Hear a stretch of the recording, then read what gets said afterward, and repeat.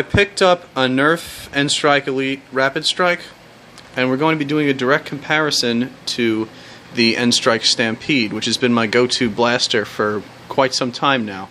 I want to do a comparison from in the box to stock performance and just feel of everything. So we're doing the whole 9 yards on this one. Right out of the box you could see the differences in the packaging.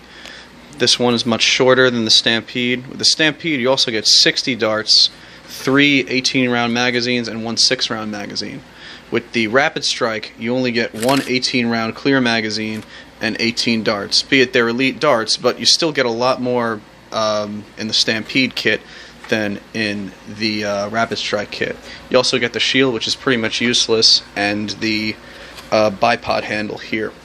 The difference in price: this is $55 US, and the Rapidstrike was only $40 US when I picked it up. So you get what you pay for. Out of box, the first thing you notice is the size of these blasters.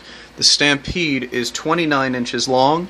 The Rapidstrike with the folded stock is 23 3/4 inches long, and with an extended stock it comes out to 26 3/4 inches long. So there is a big size difference. The Rapidstrike looks more like almost like a PDW or a large SMG.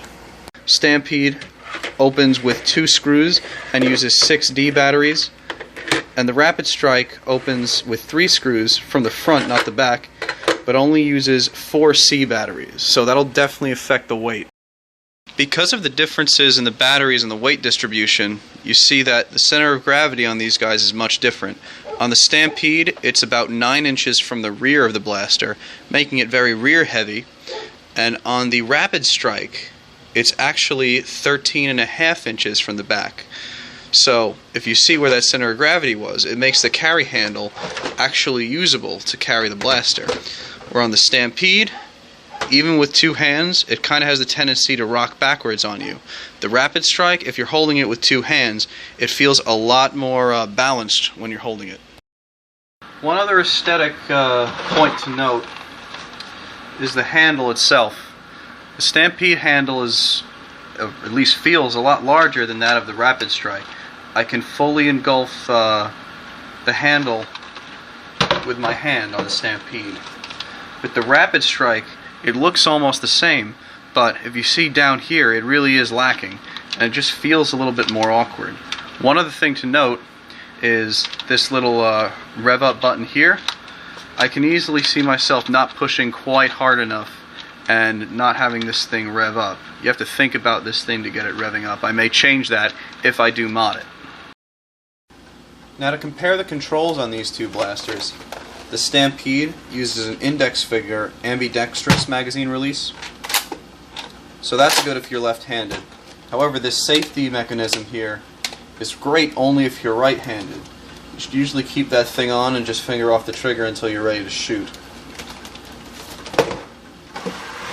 With the Rapidstrike, the magazine release is more of a European style, where you can either get it with your thumb and pull out the magazine, or I've seen some people push their finger forward and take it out. There's no safety mechanism to speak of here, with the exception of this rev button. The trigger cannot be pulled unless the motors are revved.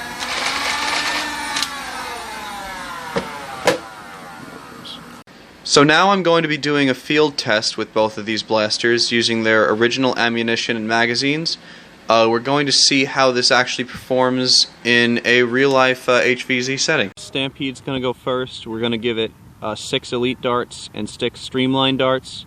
There's a little bit of a breeze blowing in the same direction that we're going to be firing, so ranges may be a little bit inflated, but this is just to get a rough comparison between the two.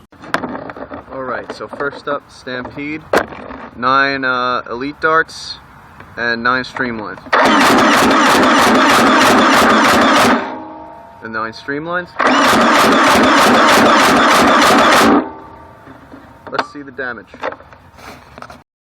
You don't want to mod the Stampede. It looks like one thing you can do is just replace them with elite darts. I have one almost at 20 yards and starting at 15 yards. The streamlines end at about 13 yards, and begin at about 9 yards. So if you don't want to do anything to your Stampede, throw elites in there.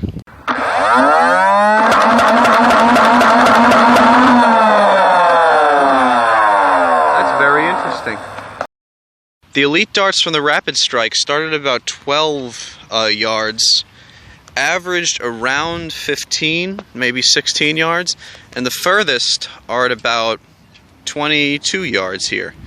So they're much more spread out, but they definitely get a decent range.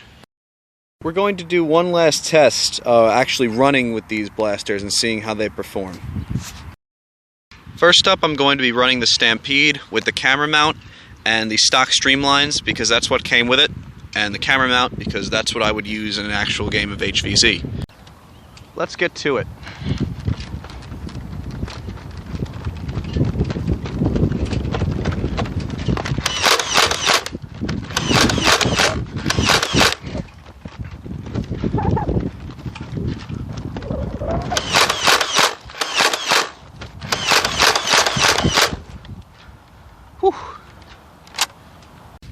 Next, we're going to be running the Rapidstrike with camera attachment and stock extended with the 18 elite darts that came with it. Let's go.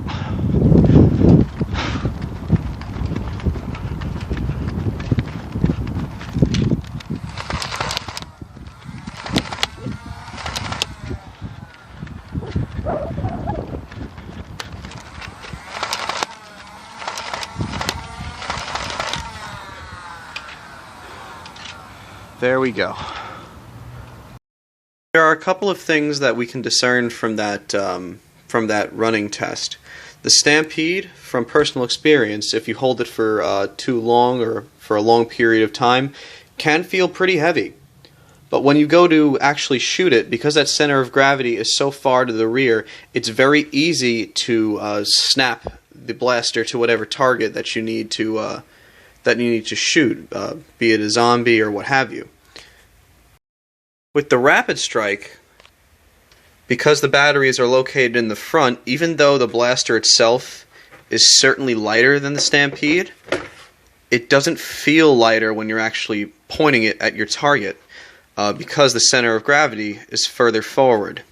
If you were to carry this around for a long period of time, however, it probably wouldn't feel as heavy in your hands. You wouldn't be as fatigued in your arms carrying it around.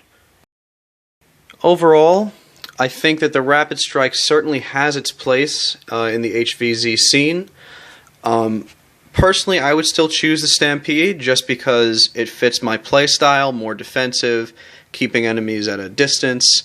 But if you did need to actually run around or have a more concealable automatic flywheel blaster and you were okay with the flywheel design, the Rapidstrike is the ticket. I hope you enjoyed this video, everybody. Subscribe if you want to see more. Check out my Facebook page for behind the scenes footage. And have a great day, everybody.